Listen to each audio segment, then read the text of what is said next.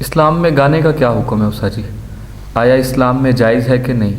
ناجائز ہے۔ میں نے تو 2-3 اسکالر کو سنا جنہوں نے کہا کہ اسلام میں جائز نہیں بلکہ اس کی بڑی فضیلت ہے۔ جائز تو ہے اس کی بڑی فضیلت ہے۔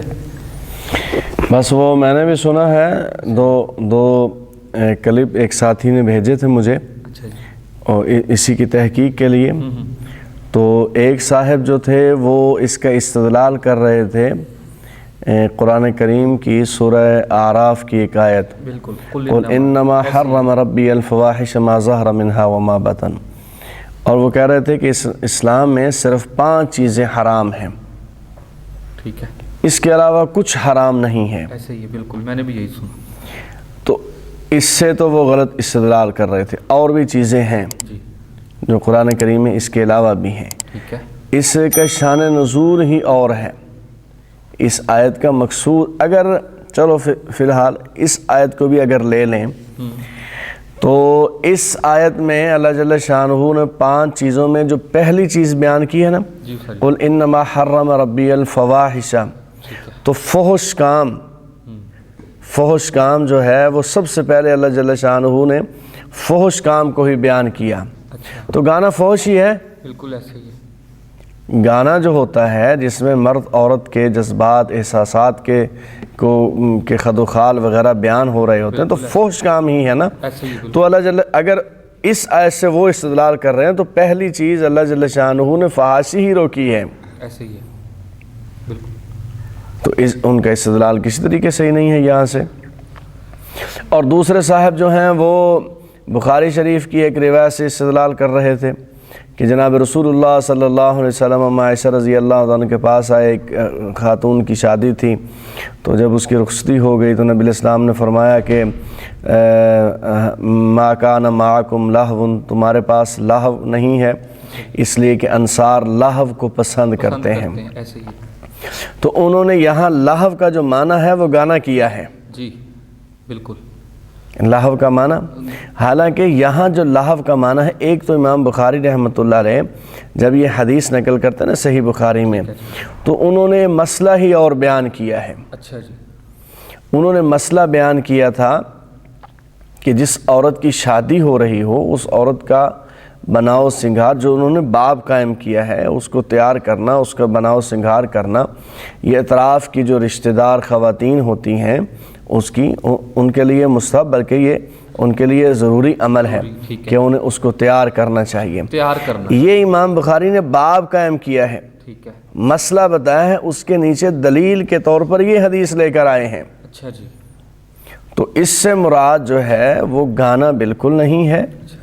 اس سے مراد یہاں جو لہو کا لفظ استعمال ہوا ہے، وہ یہاں لفظ استعمال ہوا ہے اس شادی کے لیے وہ کھیل کود جو جائز دائرے میں ہوتی ہے، ٹھیک ہے، جو کھیل کود ہے وہ شادی کے موقع پر کرنی چاہیے۔ جی، اور اسی طریقے کے ساتھ جو عورتوں کو یا مرد کو، دلہے کو، دلہن کو جو تیار کرنا ہوتا ہے، بالکل اچھے طریقے سے کرنا چاہیے۔ یہ مسئلہ انہوں نے ثابت کیا ہے۔ ٹھیک ہے، اور ایک اور حدیث بھی ہے، جی، اصل میں یہ جن حدیثوں سے یہ مسئلہ ثابت کرتے ہیں نا، گانے والا، جی جی، اس سے گانا ثابت نہیں ہو رہا ہوتا، اچھا جی، اس سے نعت ثابت ہو رہی ہے، مرثیہ ثابت ہو رہا ہے، اس سے جو اشعار ہوتے ہیں، ترانے ہوتے ہیں،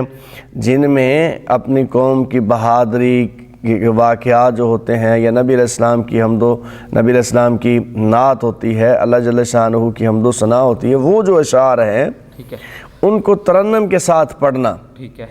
یہ ثابت ہو رہا ہوتا، اس سے گانا نہیں ثابت ہو رہا ہوتا،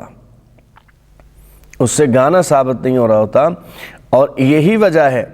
کہ ابو بکر صدیق رضی اللہ تعالیٰ کی وہ روایت پیش کرتے ہیں نا، جی جی بالکل، کہ وہ گھر میں تشریف لائے، بخاری میں روایت ہے، تو انہوں نے دیکھا کہ بچیاں دف بجا رہی عید کے دن، ٹھیک ہے، اور وہ گنگنا رہی تھیں۔ دف یہ ڈھول ہوتا ہے؟ نہیں، ڈھول اور چیز ہے، وہ تو ڈھول بھی حرام ہے، وہ بھی حرام ہے، وہ بھی حرام ہے۔ یہ دف ہے، چھوٹا سا ہوتا ہے، چھوٹی چھوٹی بچیاں تھیں وہ۔ تو نبی علیہ السلام نے جب نبی علیہ السلام وہاں لیٹے ہوئے ہیں اور چہرے پر کپڑا لیا ہوا ہے، چھوٹی چھوٹی بچیاں وہ گا رہی ہیں، اور اس میں یہ صراحت موجود ہے حضرت ربیع بنت معوذ رضی اللہ تعالیٰ کی روایت دوسری ہے، اس میں صراحت موجود ہے کہ وہ بچیاں جو ہیں ان پہلے ایک جنگ ہوئی تھی، اس جنگ میں ان کے خاندان کنبے قبیلے نے جو بہادری دکھائی تھی، بہادری کے جوہر دکھائے تھے، ان بہادری کے واقعات کو شعراء نے اشعار میں بیان کیا، صحیح ہے، اس کے شعر بنے ہوئے تھے، وہ شعر بچیاں ترنم کے ساتھ پڑھ رہی تھی، ٹھیک ہے، جنگ کے بہادری کے واقعات، بس یعنی گاری ہو رہی تھی، جی جی جی۔ ٹھیک ہو گیا۔ تو ابو بکر صدیق رضی اللہ عنہ تشریف لائے ہیں، تو انہوں نے اشعار سنے نہیں ہیں، اچھا جی، صرف گنگناہٹ سنی ہے، ٹھیک ہے، تو انہوں نے آ کر فوراً ڈانٹا کہ تم نبی علیہ السلام کے پاس بیٹھ کر یہ شیطانی کام کر رہی ہو، ٹھیک ہے، اور اما عائشہ رضی اللہ عنہ سے فرمایا کہ آپ نے روکا کیوں نہیں ان کو؟ یہ جملہ 2 بار کہا انہوں نے۔ اچھا جی، تو نبی علیہ السلام جاگ رہے تھے نا، آپ نے اپنے چہرے سے کپڑا ہٹایا، آپ علیہ السلام نے فرمایا ابو بکر رہنے دو، یہ عید کا دن ہے، خوشی کا دن ہے، خوشی کا دن، ٹھیک ہے، اور یہی روایت جب آئی ہے نا مصنف عبدالرزاق میں ٹھیک ہے، اور سنن کبریٰ بہقی میں، وہاں لفظ کا اضافہ بھی ہے اچھا جی، کہ یہ عید کا دن ہے، خوشی کا دن ہے، اور ذکر اللہ کا دن ہے، واہ، اللہ کے ذکر کا دن ہے۔ ٹھیک ہے، اب اس میں ابو بکر صدیق رضی اللہ عنہ نے جو روکا ہے ان کو، تو انہوں نے اشعار سنے نہیں تھے، اس لیے کہا، صرف گنگناہٹ سن کر انہوں نے فرمایا کہ تم شیطانی کام کر رہی ہو، اور نبی علیہ السلام نے جو اجازت دی تھی وہ گانا تھا نہیں، تھا نہیں، بالکل ایسے ہی ہے، اشعار تھے، اشعار تھے، اشعار تھے، اور اس میں کوئی فحش نہیں تھا، تو وہ جو چیز تھی یعنی نبی علیہ السلام کا اجازت دینا اس لیے کہ وہ گانا نہیں تھا، اچھا جی، اور ابو بکر صدیق رضی اللہ عنہ کا روکنا، چونکہ انہوں نے سنے نہیں تھے اور ابھی تک نا، تو تھوڑا سا انہوں نے جو ہے محسوس ہی کیا تھا، ان کا روکنا اس لیے تھا کہ شاید یہ گانا ہو، شاید بالکل ایسے ہی، ٹھیک ہے، جی۔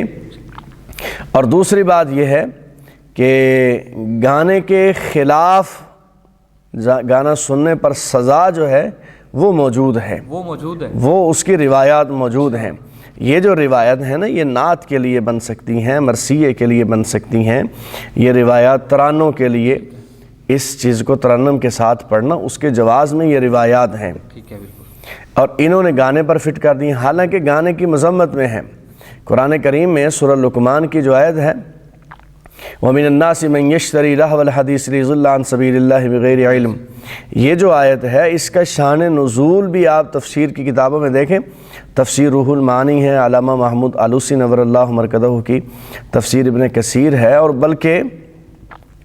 جو مولانا مودودی کی تفہیم القرآن ہے اچھا جی، اس میں بھی لکھا ہوا ہے، اس میں بھی لکھا ہوا، اس میں بھی لہو الحدیث سے مراد اور جو چیزیں لکھی ہوئی ہیں، گانا بھی مراد ہے اس سے، اچھا جی، کہ یہاں ان لوگوں کا آگے تذکرہ ہے، یہ لوگ گانے کا لہو الحدیث خریدتے ہیں، اور اس لیے خریدتے ہیں کہ لوگوں کو اللہ کے راستے سے دور کریں، ٹھیک ہے، لوگوں کو راہ راست سے گمراہ کر دیں، تو اللہ جل شانہ فرماتے ہیں ہم نے ان کے لیے دردناک عذاب تیار کیا ہوا ہے۔ تو لہو الحدیث ایک تو اس آیت کا جو شان نزول ہے وہ تفسیر کی تمام کتابوں میں تقریباً موجود ہے کہ وہ مکہ کا ایک بندہ، ایک مشرک ایک علاقے میں گیا، وہاں سے ایک باندی خرید کے لایا اچھا جی، جو گانا گانے والی تھی،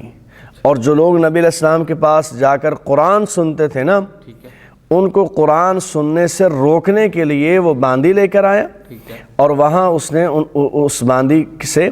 گانے وہ جو ہے وہ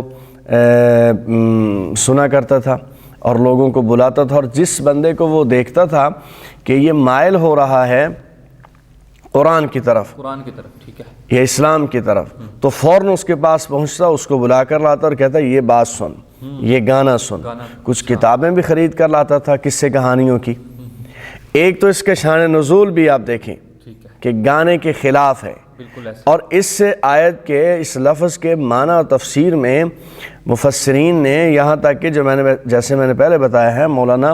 مودودی نے بھی تفہیم القرآن میں گانے کا لفظ بھی لکھا ہے ٹھیک ہے، کہ لہو الحدیث سے مراد جو خرافات ہیں، دیگر چیزیں ہیں، ان میں گانا بھی شامل، گانا بھی شامل ہے، اچھا،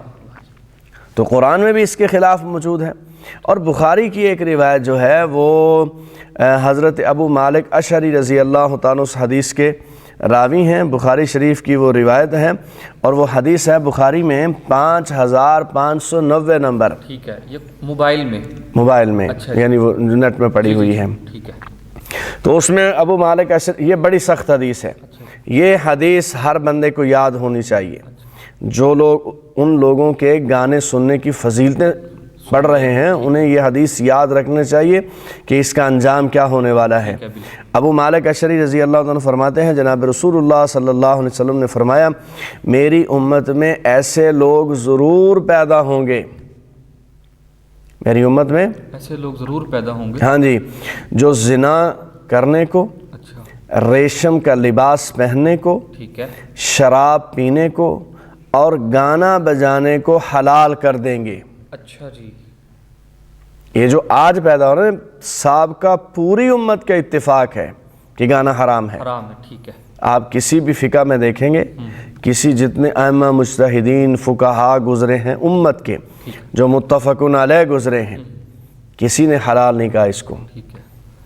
تو نبی علیہ السلام نے فرمایا ایسے لوگ پیدا ہوں گے، بالکل تو یہ آج کے زمانے میں ہو گئے نا، ایسے ہی ہو رہے ہیں، جنہوں نے داڑھی کے بارے میں کہا کہ رواج ہے، رواج ہے، اسلام کا کوئی حکم نہیں، پردے کے بارے عورت کے پردے کے بارے میں کہا کہ اسلام کا کوئی حکم نہیں ہے، خالی رواج ہے، اور بھی بیسیوں احکامات، تو نبی علیہ السلام نے فرما دیا کہ ایسے لوگ ضرور پیدا ہوں گے۔ اور وہ صاحب کہہ رہے تھے کہ مولویوں نے آج تک یہ مسئلہ نہیں بتایا، ممبر پر اس کی فضیلت بیان نہیں کی کہ گانا سننا چاہیے، دیکھیں نا، تو اس کا معنی یہ ہے کہ پیچھے کسی نے بھی بیان نہیں کی، اور یہ بیان کر رہے ہیں حدیث کا غلط مطلب نکال کر،